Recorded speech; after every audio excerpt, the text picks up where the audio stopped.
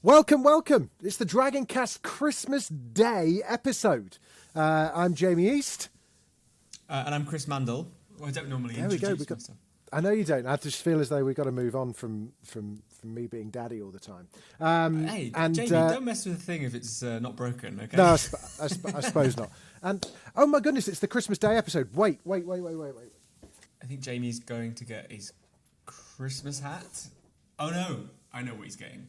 Jamie's about to get his Christmas jumper.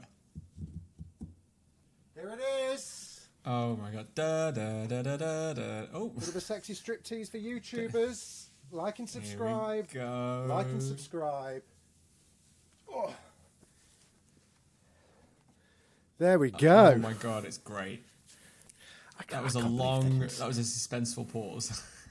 I can't believe they didn't send one to you, Chris. I know.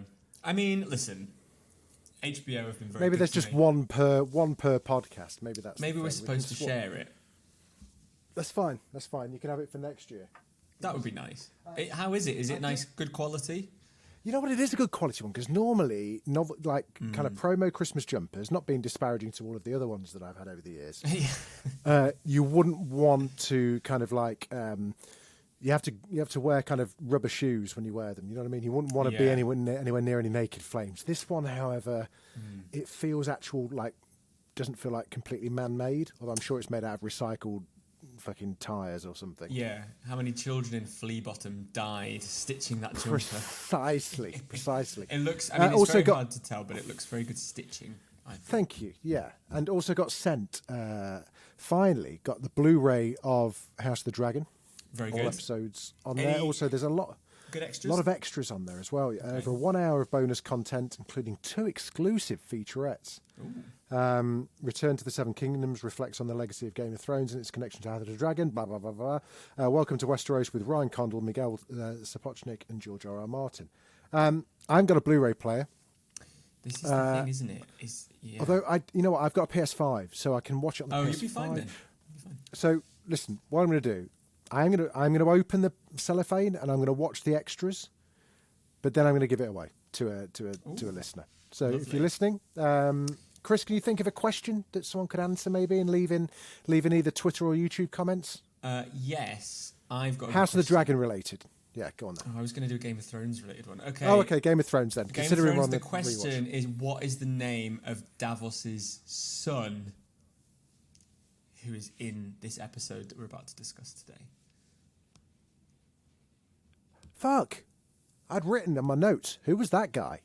I'm trying. I can't even remember his name off the top of my head. It's one of those classic Game of Thrones, like slightly funny names. Yeah. So if you can get that, if you know it, write it down on a. Well, you could just email it, but if you want to send it on a stamped address envelope, like the Blue Peter days, please do. Yeah. I mean, don't rush. It's Christmas Day. You know. That's right. Yeah. Chances are, quite a few of you might have received this anyway from Santa. This is true. I've got a question for you, and this is not a bit. This is not like a bit, is it, about the fact you got the DVD? My question is, does it have audio commentary on it?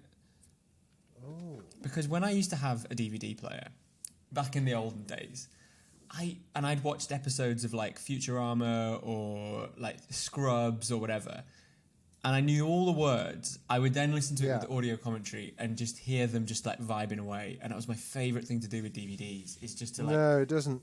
I think it's weird, isn't it? Maybe. Why don't they do it? Is that because of streaming? Is that because streaming just took over? Also it's just probably a bit like, I don't know, probably a bit of a pain to do, isn't it? Like if you're like Matt Smith having to sit through a whole episode and being like, here when I am, they're done, who are the classic? There are some classic DVD commentaries, aren't there? I think Shaun of the Dead's like a. Shaun of the Dead one is really good. Yeah.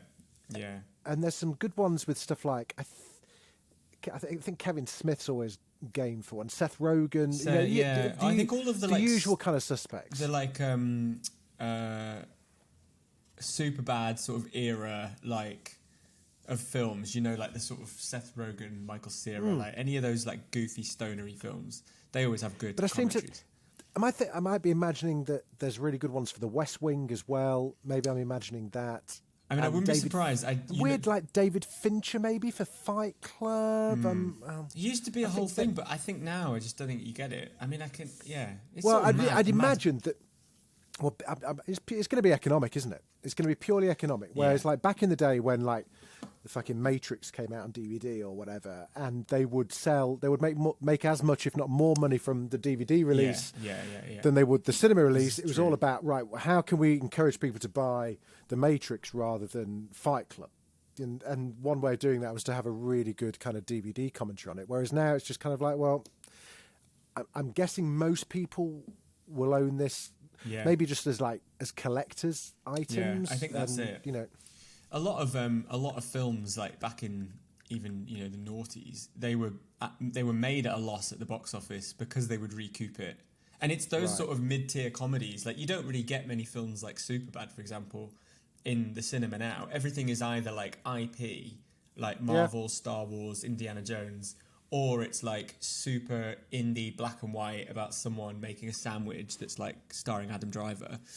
And you don't get anything in the middle. That is all now basically television. It's all like true. The sort of cool like something like Severance, which was one of my favourite things this year. That would have been a film 10 years ago or 20 years ago.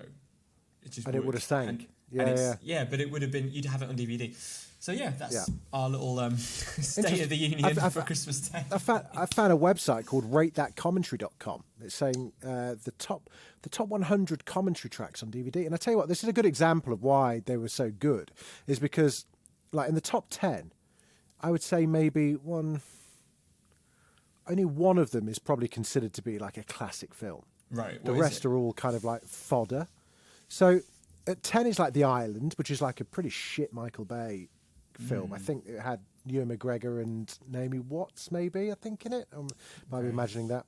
Then there was actually Michael Bay does really well. Then there's The Rock, which is, I guess, a bit of a classic. Nicolas Cage, Ed Harris.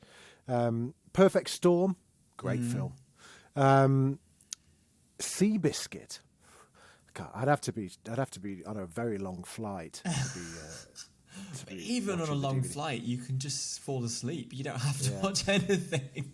Francis Ford Coppola doing The Godfather. That's a commentary you'd probably pay attention to. That is a Christmas Day evening treat for the family. Then you've got like Armageddon. Yeah. I mean, Michael Bay's actually owning this. What does he do in them? Armageddon, Transformers, Ocean's 12. Ocean's that 12, would probably be a good one. That would be fun. That would be good. And then there's David Fincher's Zodiac is in there as well. Okay, do you know what I would love a director's commentary watch-along of? Is Love Actually, because first of all there's like 36 characters. Yes. And hang on, there's a show coming out over Christmas, right? A Love Actually show. Oh, have you not seen? You know they did like the Friends reunion. I didn't know that. They've done a Love Actually reunion because it's something like 25, 30 years maybe, something like that. And there's like it's American. It's done by like AMC or ABC or something like that. But it's got like Hugh Grant, Emma Thompson, a kind of healthy portion of the principal cast together. Jojen's there. Oh yeah, of course, your man Jojen Reed. Tiny. He was like such a little child in that film, wasn't he? I know. Well, he's cursed with a baby face, isn't he? Yeah. I think he's about He's 65 now. Do you? He's actually just retired. Came out of retirement to do the reunion. His knees have gone. I like that. I like Love Actually. I know it's a bit shit, but like it's the shit is the point. The cheesy, schmaltzy shitness is the point. It's delightful. Well, that's what Richard Curtis does so well, isn't he? He does so well, isn't it? He kind of has that. He knows how to turn the schmaltz up just like that. He's very good at that. But also some real despair in there as well. Yeah. The Joni Mitchell, Emma Thompson scene is pretty gutting. It's hard. However, like you want to hate Alan Rickman, but he's dead. But you're like, what a bastard. What a bastard indeed. Who'd you do that to Emma Thompson? Give her the necklace. I know. But also, even if your marriage was on its last legs like that one clearly was, I still wouldn't dare just buy my wife a Joni Mitchell CD. Also, she's like, I already love Joni Mitchell, and he gets her like the best of Joni Mitchell. Like, mate, she's fucking heard it. Like, at least get her like a concert DVD with live commentary. Yeah, Japanese import from Record Store Day or something. That film wouldn't work in 2022 though, because he would just order something online, get it delivered to the office. Job's a good one. Yeah, and it's also, I mean, a lot of Richard Curtis films are very problematic nowadays. Yeah. Oh my god, kit, there's a lot of fat-phobic stuff in there. Fat-phobic, it's just pretty much all white. I mean, there's a lot of tokenism going on there. Yeah. That's the whole Keira Knightley storyline in that is pretty grim. Oh my god, it's so bad. Grim. The fact she actually goes out and... Also, there was the storyline that was scrapped from the film. Was there? What was it, like head teacher? A Bukaki kind of thing? The head teacher of the school where they do the nativity is like a lesbian and is dying. And apparently it's like an urban legend that they were like, it's too depressing, so they cut it out. But I think, again, her like wife... Would he have got bingo? Would he have got kind of Richard Curtis bingo if he'd included that in? It sort of needs like an It's a Sin, like someone dying of like HIV or something to just really round it off. It does. He does like a bit of tokenism. What was it, Notting Hill, where what's her face played someone in a wheelchair? Anyway. So that's 12 minutes. What the hell are we talking about? 12 minutes in. Welcome to Dragoncast. It is the final watch along of season 2, and it's the big one. It is season 2, episode 9, Blackwater. Wow! Before we get into it, quick reminder from our sister podcast previously on the goings on, who did what, who shot what. Shot? No, there's no guns. And who killed everyone? Have a listen to this. Back in a minute. Stannis' fleet edges ever closer to King's Landing. Davos and his son Mathos discuss the difficult forthcoming battle. The city walls have never before been breached. Mathos has faith that Stannis will sit upon the Iron Throne by sunrise. Within the walls of the city, Cersei drinks wine in her quarters. Pycelle visits her and gives her a vial containing essence of nightshade, a poison to be used as a last resort should Stannis win the battle and capture them. Bronn drinks with the Lannister soldiers. The mood is good despite the imminent battle, but doesn't get on so well with the Hound. Just as bloodshed seems inevitable, the city bells announce the arrival of Stannis. From the castle walls, Joffrey demands to know why his fleet are not in the water as Stannis' own fleet nears. Tyrion, however, has clearly been very busy making other plans. His investigations from the last episode have bore fruit, and a single vessel from the Lannister fleet loaded with wildfire sails right into the heart of Stannis' ships. A highly flammable, highly volatile green liquid, wildfire is a prime weapon of war with its innate power to cause very big explosions. Tyrion signals for Bronn to fire a flaming arrow from the beach directly to the trailed wildfire. The green fire tears through Stannis' fleet, destroying Davos' ship and killing his son instantly, with scorched, burning men screaming as their lives go up in wildfire smoke. The sounds of the dying in the water carry across the battlements, where Tyrion and the Hound appear shocked, and Joffrey grins. Aboard his own ship, Stannis prepares his remaining army to land in rowboats and take King's Landing. In the relative safety of the holdfast, Cersei, Sansa, Shae and the ladies of the court await the outcome of the battle outside. Cersei drinks wine and torments Sansa, at times terrifying her with details of what will happen to the women if Stannis takes King's Landing. The executioner, Cyrillin Payne, stands guard should the worst have to happen. Stannis' rowboat shore at King's Landing. The Hound leads a group of soldiers, including Lancel Lannister, to meet them head-on.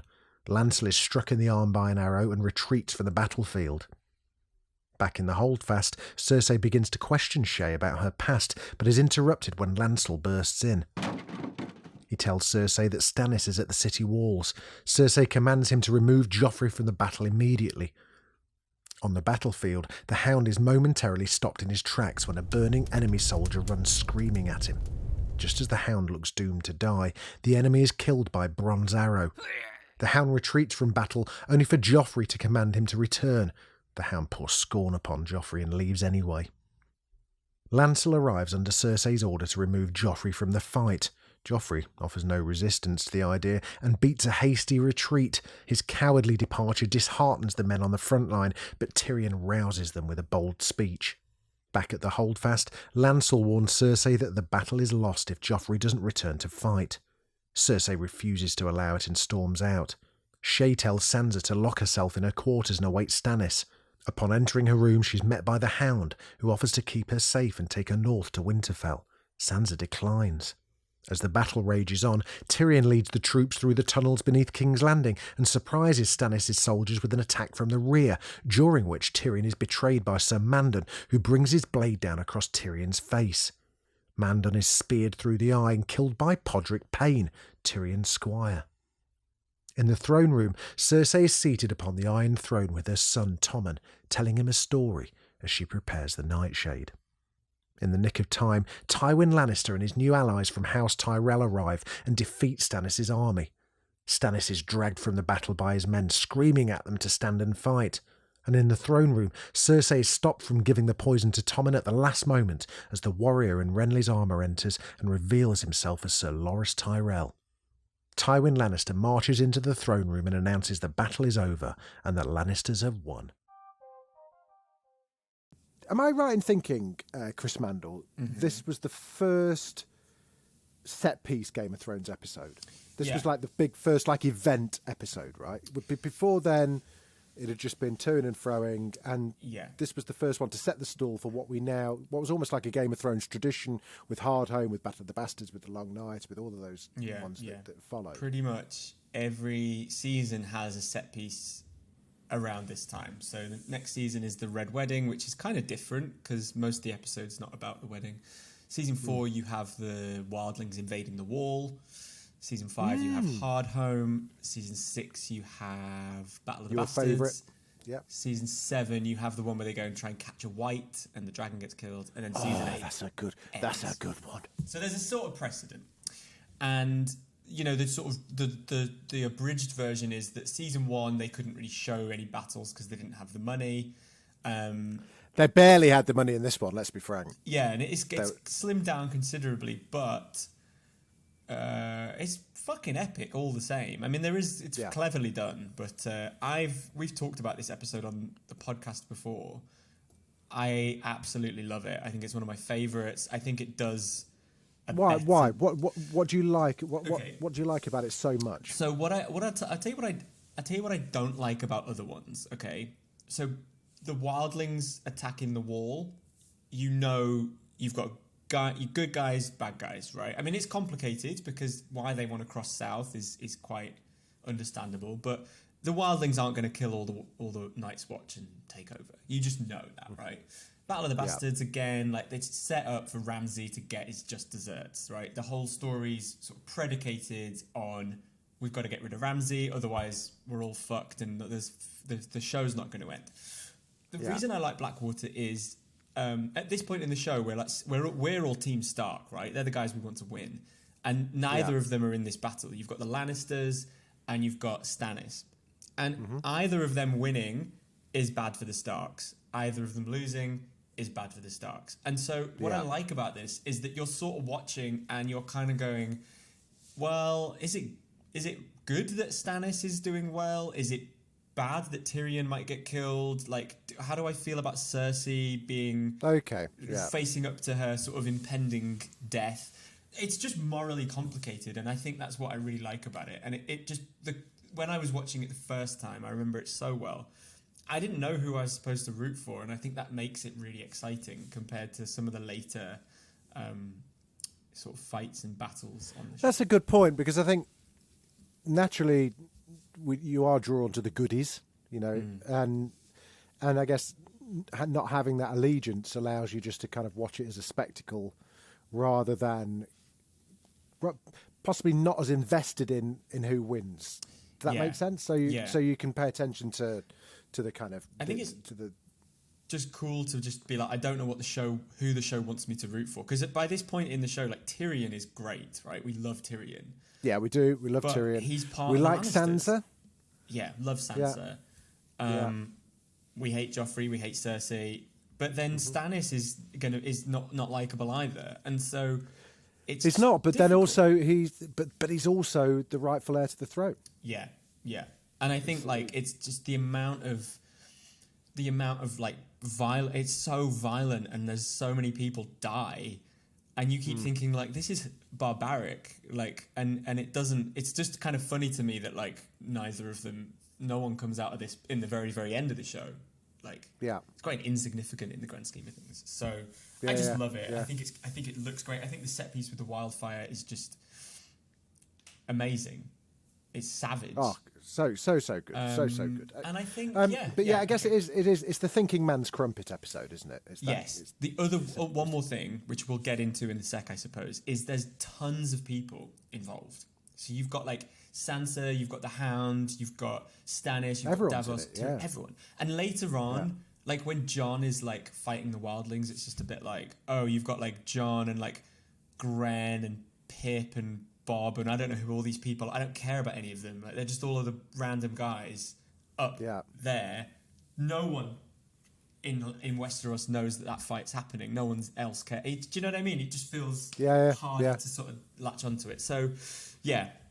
Where do you want to start? Where should we go? Well, I guess we go chronologically, really. I mean, first of all, I wonder what the shoot was like, because this must have been. It was all at night. It must have been pretty arduous. Although, I'm guessing kind of because we hadn't reached kind of serious Game of Thrones budgets. Like, for instance, Tyrion all the way through the episode does little except stare past a camera on a turret. That's like his main job, is to kind of like look frightened. Remind me of the kind of plot or the kind of motivation between Joffrey and Tyrion then, because that was the only thing that I was slightly confused about. So I really enjoyed what's Joffrey actor called again? Jack Gleeson. Jack Gleeson. Great. He played Joffrey's cowardice so well in this episode in particular, but throughout that, I loved the scene where was it Loris who came back? No, not Loris. It was Loris who went back for him to tell him his mum wanted him, and there was just like, oh, how much does she want me? Does she really? That kind. It was such so well done. It's quite comic, and I think what I mean, I think that comes out in the show far more than it is in the book, right? And I found there were moments of black comedy, and I loved that particularly. Joffrey is such a man-child. And he's quite tethered to his mum in a weird way, and he's trying to be the big man, isn't he? He's like, well, is it important? Is it urgent? And it's like, we're being invaded. Like, of course. He's the classic. He's the classic guy in a pub fight. Someone hold me back. Someone hold me back. Is that guy? I could have had him. So something you I wrote asked me to. You were saying. Sorry, I was just about the. I think, let me just look through my notes. I kind of looked through it where I was a bit kind of like confused. Is it why is Tyrion leading the army? Yeah, pretty much. But also, that was one thing. Maybe I'd missed it in a previous episode. Why was he leading the charge so much? Had he just assumed that responsibility? So, I think, I can't remember because I haven't seen any since Ghost of Harrenhal. I think because Tyrion is sort of the only voice of reason in this sort of council that they've got, Joffrey sort of makes him lead the charge. And it's kind of similar to last season. Tyrion's brought his men down to his father's camp, and his dad's like, oh, you're in the first wave. And I think my take was that Joffrey's kind of if it goes badly, at least he'll get killed. He almost wants his uncle out of the way. It's like a win-win. If you do well, good for me. If you do badly, I don't have to fucking think about you. And obviously, we do have that moment at the end of the episode where it's sort of implied that, we know that, Tywin sort of tries to have him killed, essentially, that he gets knocked out. And that's... Yeah. So my recollection, and it is a little hazy, is that he's kind of forced into it, and I think it's a sort of ritualistic humiliation from his family's part. Right. Which fine. Is, he's not a warrior. Well, I mean, you could probably make the case that he's quite good, actually. But he's a strategy guy, So that was the sort of reading I got from it. And if you had to pick a hero of the episode, or I guess... Ooh, that's a good question. So, or a hero of... For me, it was the Hounds episode. In hindsight, going back and watching this, I felt like the Hound had such a fucking great episode in this one, because you learnt more about him than anyone else, I think. I think it's a really good season for him, but we've not seen him a lot in our episodes. But you get to see him quite scared, and I think that's really, it's a little bit of a trope, isn't it, of like the big brute actually is frightened, but it's quite traumatizing. You know, it's quite traumatizing to see him if he's freaking out, like, then we're all fucked, frankly. And I think the scale of it is really well communicated. And something else that I'd written down, I'd just written the words blind faith down, because it occurred to me watching this that so much about the main characters throughout the whole of the series of Game of Thrones is based on nothing more than just sheer and utter blind faith. You've got Melisandre, you've got Stannis, you've got Jon, you've got Dany, you've got Joffrey even. All of them at some point are just going off the basis of complete and utter blind faith in what their belief system is and nothing else. It's nuts. It's crazy. It's and it's sort of taking that point is it's very like the ones with the most conviction sort of seem to do quite well. Everyone thinks they're doing the right thing, or the people that are involved. Even sort of Theon, who's not in this episode, but like that attack he does on Winterfell, like he's doing that in sort of in good faith. Weirdly, like he thinks that that's the right thing to do. He does a really shit job, which is sort of illustrative of like what happens when you don't maybe have enough blind faith. Like maybe when you're you falter a little bit. But Stannis believes it's his right, and that is, I think we talked a lot in House of the Dragon, particularly at the end when Aegon is crowned, about that sort of spectacle. And I think Stannis charging into battle, Stannis like the huge explosion and then sort of continuing to break rank and try and get in, and he very nearly succeeds if it's not for the Tyrell Lannister alliance at the very end of the episode coming sort of in. But like he nearly does it, because I think he's quite inspiring. I think people see him on the battlefield and they're like, this is amazing. Like he's still fighting even though his fleet blew up with bright green fire. It's definitely something that runs through the show, I think, in other episodes as well. And something else that ran through the show quite a few times was the Rains of Castamere. We heard it at least 3 times, I think. In the end credits. Was that Jarvis Cocker singing it? I think it was. Yeah. And they did have a really fun period where they were getting people to... Didn't Florence and the Machine do a song for them? And like... Yes. There was someone else. Well, Will Champion is in the band of Rains in the Red Wedding, the drummer of Coldplay. That's right, yeah. And then who can forget the iconic Ed Sheeran appearance in season 7? Aged like milk, didn't it? That was tough, wasn't it? Just because that was too on the nose, right? It was too knowing. It was just Ed Sheeran. He still had gel in his hair. It just... Yeah, exactly. Yeah. Lots of kind of details that I really enjoyed from that. I loved that. I thought Bronn had a really good one as well. He'll be halfway up your ass before the night's through. It was a classic Bronn line. And I've written, who had the dagger? Was there someone at one point? I think it was the Hound. The Hound. Someone at one time. The cat's paw dagger. Interesting. Someone reached. That.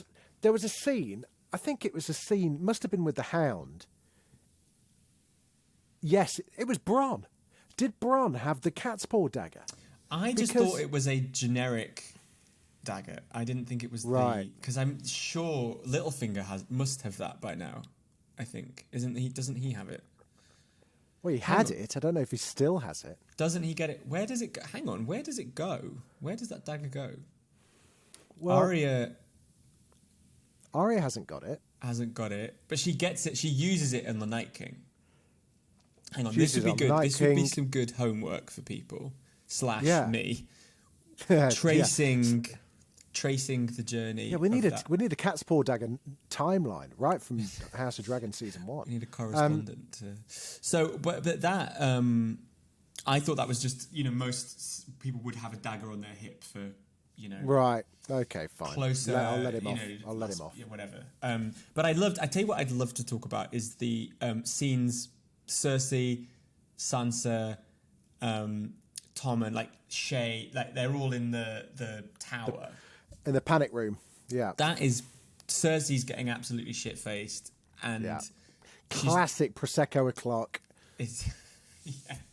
Can't tell you on here, love. DM me, can't tell you here. The snake's around. Classic Cersei. And it's just, there's so much tension because Shay is Sansa's, like, I got this term wrong last handmaiden. episode. Handmaiden. It just sounds a little bit. Lady in waiting. Lady in Something waiting. like that. I think I said assistant last week. Secretary. Yeah. So she's there, and then Cersei almost thinks, "Oh, you're actually Tyrion's mistress, right?" Because I think she starts to put two and two together very quickly. Where it was it about the curtsying? Was that where she kind of like sussed it out? It's like, oh, and how have you got to be from there to here in 3 years without being able to curtsy? That was it. And it's very similar to Arya and Tywin in the Ghost of Harrenhal episode, where not the Ghost of Harrenhal episode, where he's like prodding her, like, who are you? And she's trying to like come up with a story on the fly, and it's just not working. Like, these guys know their shit, like the Lannisters. But in an episode that I think is between the last one and this one, we found out that like Cersei thought she knew who Tyrion's lover was, and I think she thinks it's Ros, and Tyrion lies and says yes, it's her, and she gets like the shit kicked out of her. That's and right. It's just so grim. But so you get that sacrifice, and then in this episode you think Shay's going to get sussed out anyway, and it's really tense. But Sansa kind of has this amazing moment where she realizes Sir Ilyn, that's the character's name, Sir Ilyn Payne, who executed Ned. He's there in the room with them, and I think for a while it's like this guy's killing the sort of slumber party vibe slightly. And then Sansa realizes, like, oh, I think he's there to like kill us if Stannis breaks into the castle. So that we don't talk. Yeah, exactly. Yeah, Cersei said that he was there to protect them, whereas actually he was just there to kind of like take them out and then do himself in, presumably. And you do think like that? There's definitely a world in which you think that's going to happen. I think that's what's so clever. But all of those scenes, Sansa trying to get everyone to sing a little song, and Cersei being like, fuck off. And praying and kind of like, exactly. Doing a hobbycraft kind of group in the corner while Cersei's just like, 3 sheets to the wind, wanting to poison Sansa's like, let's do some dream journaling. And everyone's like, I'm just trying to manifest not being killed. But Sansa's got she's been really fucked around this season. And she's still... She has, yeah. She's still kind of like, no, I can like be a bit of a beacon of hope for people. And, I don't think... Personally, she's like Sophie she's Turner's, like Meghan. She's like Meghan. People's Princess, Mark II. I'm not getting into Meghan and Harry discourse on this podcast. And there is nothing I want to watch less than that fucking documentary. God, so boring. But I would say also, I want to read about an argument with my brother. I look at my mum, fucking hell, just nuts. But no, I don't think Sophie Turner's like the most gifted actor on this show. But I think she does a great job. There's a lot to do in this, and I think she's sort of able to sort of really like handle that feeling that like Sansa's not been broken and that she's quite a powerful presence in that room. Whereas Cersei, born into that life and sort of, she doesn't have to impress anyone, she's the fucking queen. She's just like falls to pieces in the same way that Joffrey, goes to shit. Yeah, he gets kind of dragged out of the room and has to go onto the battlefield, and it's just all a bit like, it's privilege, isn't it? Yeah, it's completely born out of privilege. I think Sophie Turner, a wonderful lady. She's the only member of Game of Thrones cast that remembered me. I hosted the red carpet on what season would that have been? Season 6, maybe season 5, perhaps. Tower of London. They hired out the whole of Tower of London. All the cast were there going past, and they were very pleasant. I was at that one. We talked at that. I think we probably did talk at that, didn't we? Yeah, because I remember you left that party with the screeners for the first 4 episodes, and you were like, "I'm off to go and watch these." And I was I did, didn't I? It's like, how did you get those? But yeah, she all of the rest of them were very pleasant to me and recognised me and had a chat to me and stuff. Sophie Turner came running over. She was like, "Hi, Jamie East." I was like, Sansa's my favourite now. Okay, I feel bad saying she can't act. Sophie, if you're listening, I meant it about a different Sophie Turner. She won't be listening. She had babies with the Jonas Brothers, for goodness sake. The Jonas sons. Jonas Sons, Jonas Stepbrothers. I don't know what they're called. But they knows. should all form a Jonas Brothers band with, because they've all got kids now. I think a new era of the Jonas Brothers. Sons of Jonas. That would be a good. And we're ambling slightly. So the bits that also I'd forgotten about were, and we're not going to give away the competition prize winner, but Davos had a good moment on the right at the beginning. His speech on the boat, and that was his son. I'd written who was the fella talking to Davos. Yeah. And also am I getting confused? The tunnels in King's Landing, there was reference to the Targaryens built the tunnels. Are these the tunnels that we saw Rhaenyra escaping from to go to have sexy times with Uncle Daemon? Most likely, yeah. Most likely. I was trying when I was watching it to figure out if Rhaenyra's bedroom is in the show as someone else's bedroom, because it must be. But I think that is sort of taking it a little bit too seriously. No. Not seriously, but no, it's not. Hey, this is Dragoncast, Chris Mandle. Like, I don't think the they number will have one thought, because I don't think that literal set on House of the Dragon was on Game of Thrones, if that makes sense. So I'm like, I don't think the rooms correlate to the rooms on Game of Thrones. Having said that, we can dream. We can but dream. I know. I'd actually love to. First of all, would love to just go around that set, because I'm really fascinated by it. Because it is apparently like a to scale fucking castle. Yeah, well, I went to King's Landing in Belfast a couple of times, and that was the same. They had. It wasn't just like a Crossroads set. It was an actual building, and normally, like, they create sets that just kind of just one wall, so that you film against that wall, and behind it is nothing.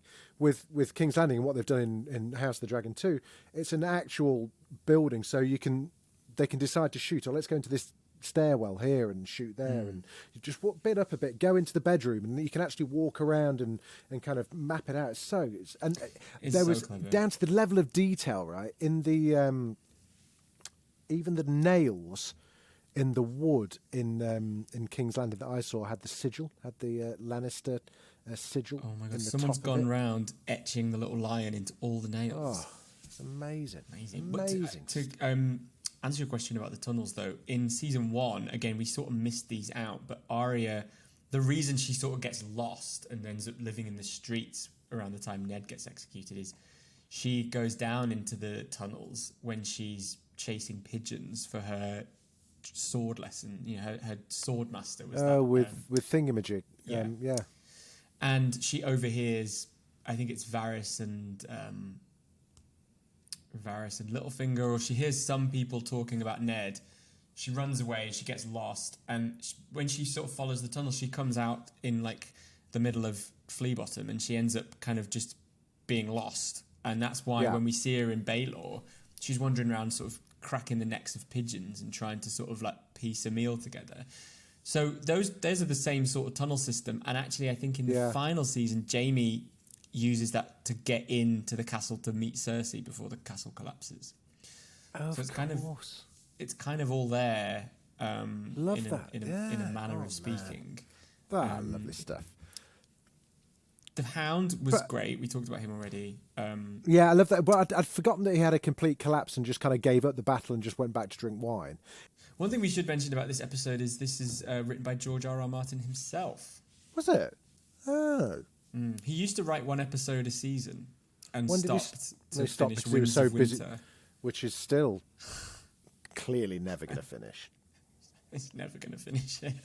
But have we talked about this, that he said in an interview like a month ago that like when House of the Dragon was coming out, his publishers were like, you need to work on the material around that book and you need to stop writing Winds of Winter. So he was actively told to stop writing it.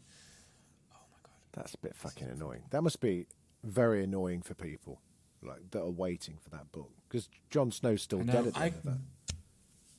Yeah. Dany's just been captured by the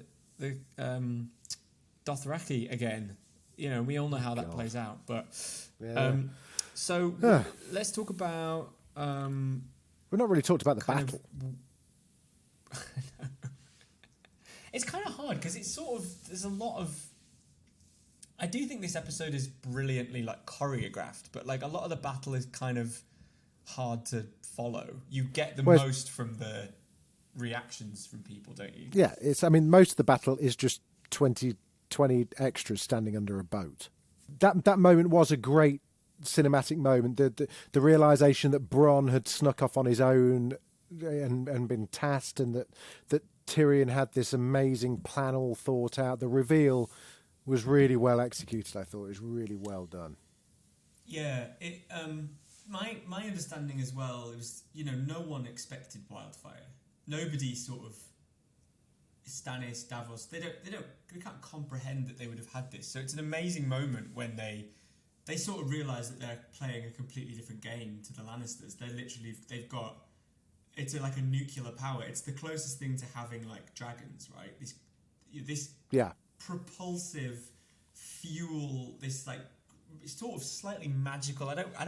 We talked about this in the last episode. I don't quite understand what wildfire is, but it seems like, just potent as fuck. But what was interesting, was it not? It was invented by the Targaryens. Yeah. After the last dragon had died, right? Yeah. Didn't the guy in the last episode, the Maester, say it's fire given form or something? It's almost like not petrified, but like they've sort of like harnessed it. According to Westeros.org, obviously a great source of font of all knowledge, it's a volatile, flammable liquid which can burn for a long time. It's created by the Alchemists Guild, who refer to it as the substance and keep this recipe a closely guarded secret. It's said to be a close cousin to dragon flame. Right. Making wildfire is a lengthy and dangerous process. Who claim, and it involves magic. The spells used for making wildfire are not as effective as they once were due to the extinction of dragons. Let me just see if we can find. There's a good. I mean, God, he really did build a great backstory, didn't he? Oh yeah. What else does it say? So, in 174 AC, Aegon the Fourth Targaryen, that's Aegon that we know? No. Aegon the Fourth. In House the Dragon, tried to conquer Dawn. No, we're on Aegon the Sixth, are we? We're on Aegon the Second and the Third. So the one on the third. Oh, okay, is fine. The second, the third is, yeah. Right, got you. Okay. Can you just lean a bit closer to your mic, mate? Sorry. Yeah. Aegon IV tried to conquer Dawn using 7 wooden dragons fitted with pumps that shot jets of wildfire. It was a complete failure, as the dragons were made out of wood and went up in flames. I want to see that kind of like Frank Spencer-esque kind of attempt on Dawn, where it's just like, oh shit, I made them out of wood. Damn. A little vacuum nozzle for the spout that the fire comes. A very sort of DIY. In 223, Prince Aerion Targaryen drank wildfire, believing it would transform him into a dragon. I don't think it did. That sounds like an absolute error on his part. Yeah, don't drink wildfire. Yeah, I thought it was a really good, and also like I think the clever thing with the wildfire in this episode was that like I thought they'd be like flinging it left, right, and centre, but it's all used in that one ship, right? They sort of the strategy of kind of like of it kind of like sneaking into the middle of the fleet and good. Just tearing through it was just amazing. I think that is why when Cersei blows up the Sept with wildfire in season 6, I felt a little bit cheated because I've seen that used. Like it was used so well in this episode where we didn't really know what it was, but it made sense that there'd be some of it. They get loads of it made, and then in season 6 when Cersei does it, it sort of comes out of nowhere that it's like, oh yeah, I just made loads more, and I've planned it all. Yeah, but do you not think that knowing how volatile it is, that it was quite good to kind of like, oh my God, that's all underneath there. They've got no fucking chance.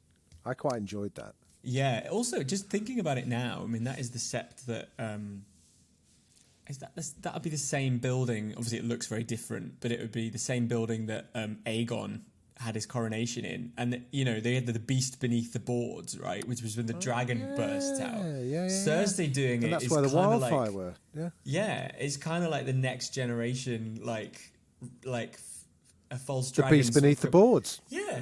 Yeah. That just came to me now. Have we discovered that? I think we'll claim that as our own, right? Yeah. Parallels. And I think Cersei, like, we know she's sort of fascinated by the Targaryens, and that's the women Targaryens, at a certain point in the show, they are able to wield quite a lot of power. They can ride dragons. They're not equals to the men, but there's a sort of different vibe. I always got the impression in the show and the books that she sort of really admired that culture, which might be why she's so into fucking her brother. And there's an element of that. So maybe brother's just really hot. Yeah. Do you know, Nikolai Coster-Waldau, very handsome man. More handsome in real life, I think. But I think, as with most, everyone looked a bit better in later seasons. Everyone grew, like Jon Snow, like Kit, kind of like got more handsome. Jaime did as well. Jaime got a good haircut. Jaime got a very good haircut. Renly, Gendry, even Theon, everyone glowed up a little bit. But whatever a reverse of glow up is. And Sansa got dark hair. Remember when Sansa dyed her hair later on? Did the Black That was like Swan a whole thing? storyline, wasn't it? Like brunette. I thought she didn't look different enough for it to be so. I'd be like, dude, you get some tongs in there. Give yourself some ringlets. If you're gonna do like her a wardrobe was amazing though, didn't she? Yeah. Like at some point like have amazing like black feathered dress or something at some point? I think. Yeah, she always looked like a sort of like sexy crow. Yeah. She always has like she started wearing like really weird jewelry and stuff. I thought actually that was really cool when she. Yeah, and I'm looking forward to getting to some parts of that. I mean, I think there's been a lot of development for a lot of characters this season, but Sansa, it's sort of quite slow. There's a lot of good stuff to come. Yeah. 100%. 100%. This is one of those seasons. I'd say the same for Bran. Like, we haven't seen a lot of him actually in our rewatch, but like, doesn't really get a lot to do until he goes. Yeah, full I think robot also. mode. With Sansa, she really has to. I mean, she just really just get put through the ringer for the first kind of 3 or 4 seasons, doesn't she? 5. Oh, yeah. We've got a lot of grimness to come, haven't we? I really hope we don't have to watch that episode in season 5. Can we not? Considering, I don't really want to have to some sort of talk about it. Yeah, maybe we pull rank on that one. Well, I told you. Yeah, I'm going to leave. Yeah. I'm going to leave it on. One thing I noticed was when right at the beginning the ship's coming in. Do you notice the drums kind of kicked into Black Skinhead by Kanye? It's great.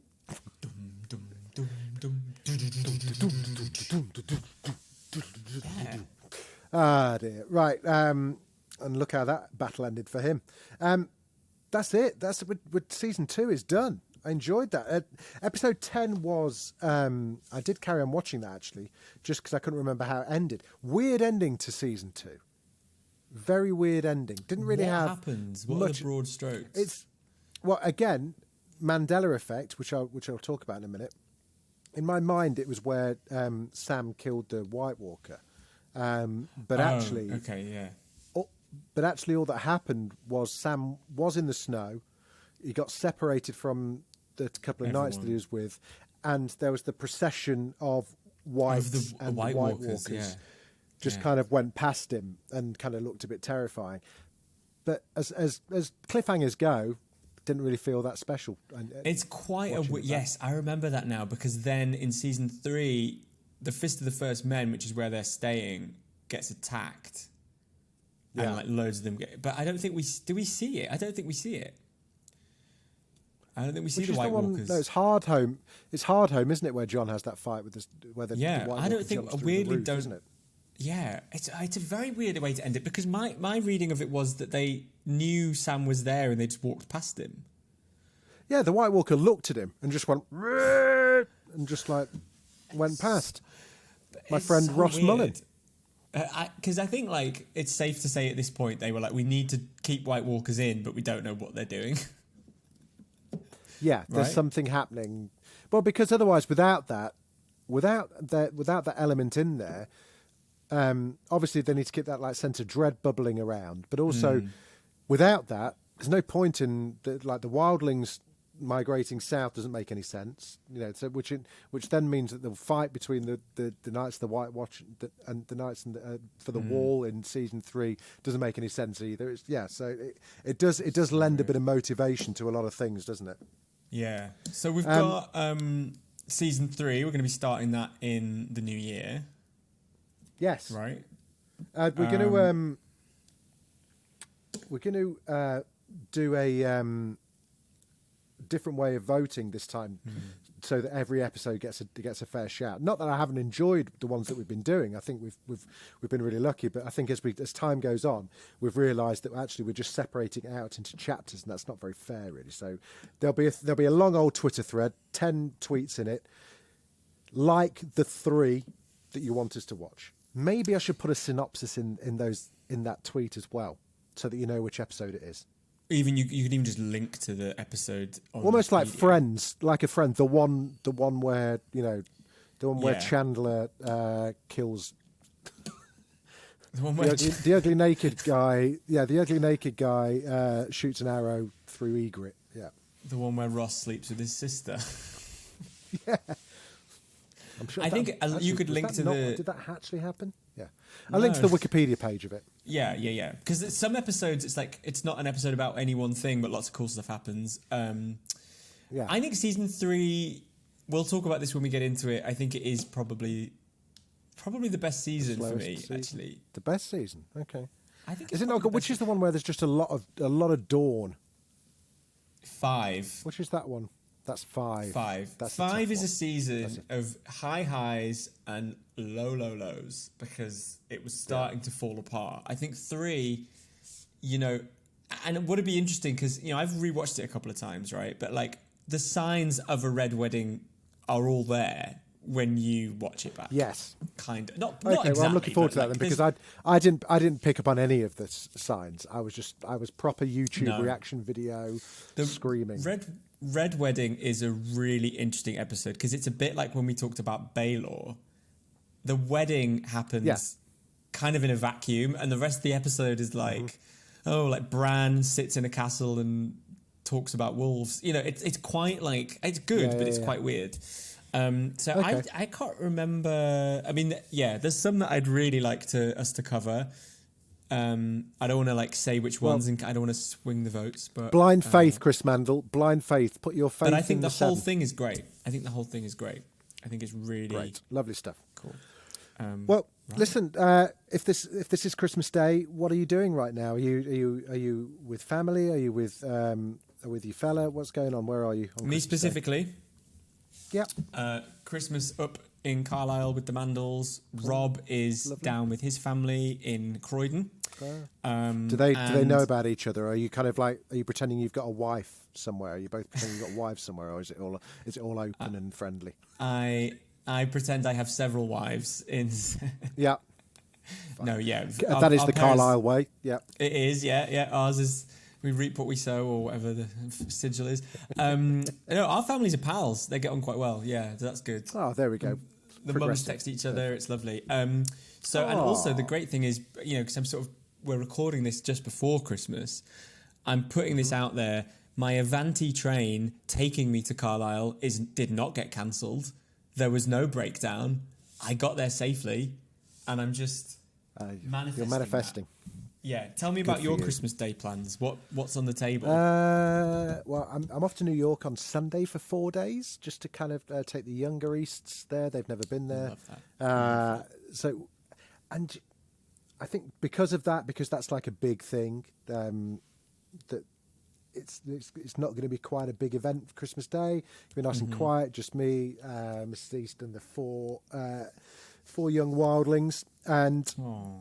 Just kind of hanging out, really. That'll be fun. They're just like hanging out with each other because our eldest has moved out, so it's always like he gets to be the prince that was promised, and just kind of glides back in, and the other 3 are just like, oh my God, Oliver's here, and He's the Lord of the Light. He kind of like Amazing. just He's your rocks heir. up. He's your heir, right? So He is, mate. He is. Yeah, of nothing in particular. Yeah. Just before we go, our Mandela effect thing that we were talking about with episode, the one where we thought it began, season 2, episode 1. No, someone got in touch basically saying, yes, what we'd done was got confused with the one where Stannis was sacrificing his brother, someone's brothers, his wife's brothers. I think that was it. Oh my God, yes. That opens season 3. Yeah, so we've got that That's to the see. season 3 opener. Oh my God, because he thinks, yes. Oh my God, I'm so glad. Who got in touch with you to say that? Don't ask me. Sorry, I'll not ask. Someone... That's right, because he feels like he needs to offer some appeasement to the Lord of Light because he felt like the battle, he didn't do a good enough sacrifice or something, right? Is that it? Yeah, because in episode 10 of season 2, he's kind of very confused, tries to strangle Melisandre because he's just like, what the fuck happened? And she was just kind of like, oh, you didn't do it hard enough, or you didn't try hard enough. And he was a bit like, what more do you want? And as we find out in season 3, it was burning his brothers-in-law. Oh my God. And that's why we meet, is because we haven't really met his wife yet, have we? Correct. I do think it's a bit crazy. She goes in further than he does, doesn't she? Yeah, well, she's the. I thought in the books at least she's the original. Like, yeah, the Lord of Light, love him, and then Stannis is like, what if I just like burn all your brothers? But you know that's such a fucking Targaryen move. Yeah, the Targaryens do it, and they're called like savages, and then he does it, and it's like, this was a great move, well done. Exactly. Exactly. It's such right, a good we episode. are rambling like right on. Yeah. Such a good episode. I feel like we're both a bit giddy with Christmas and my broadband being I appalling. know, exactly. We're going crazy. Listen, this will go out Christmas Day, which means that there won't be an episode out Monday the 21st unless I've got things higgledy-piggledy. That's correct. That is correct. So this will go out Christmas Day. Happy Christmas to everybody. We Merry will Christmas. be back. We'll be back soon. We might have an OA episode to drop as well, but all being well, we'll probably be back on the 9th of January. It's quite a wait. 3 weeks. Just quite it's a also way my away, birthday between then, just in case anyone wants to send any when's your birthday? chocolate. 3rd of January. When's your birthday? 3rd of January. What a tough day to have a birthday. What when's your birthday? March 27th, i.e. Oh, that's a nice time. Enough space. Yeah. Enough space after Christmas for people to have saved up money. It's tough time of year, Jan 3rd. You get everyone's unwanted presents repackaged. Including your own. Lovely Anyway. stuff. Buddy, have a great Christmas and a lovely New Year's Eve. Thank you to everybody for listening and all the support you've shown us throughout 2022. It's been an absolute, not only a joy, but a complete surprise as well. Take care, everybody. Dracarys. Dracarys.